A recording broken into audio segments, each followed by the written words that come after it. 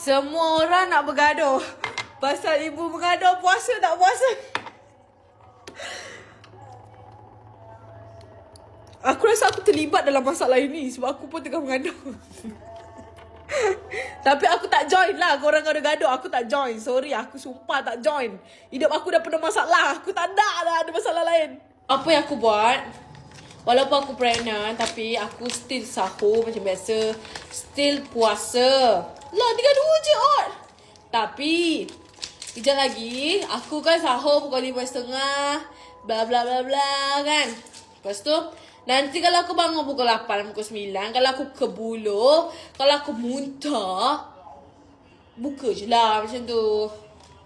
Itu apa yang Danish ajar aku lah. Danish kata begitulah. Macam tu lah. Sebab walaupun pun still kena niat, kena tu, kena ni. Gitu. Danish cakap kat aku lah. Ni apa yang Danish cakap kat aku lah janganlah cakap aku mandai-mandai pula. Macam tu je lah. Still lah kena puasa. Tapi kalau pukul 7 pagi ke nak buka ke, kau dapat puasa 1 jam pun, buka je lah. Macam tu lah Dennis cakap kat aku lah So itulah apa yang aku buat. Kalau pukul 9 pagi tu aku lapar, kebuluh, aku muntah, aku makan je terus. Begitu.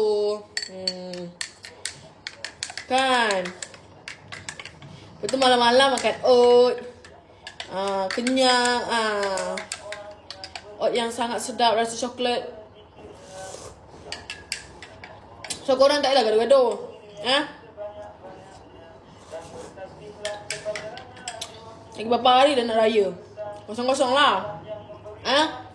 Lagi berapa hari nak raya tu? Tu. Dah kuish belum?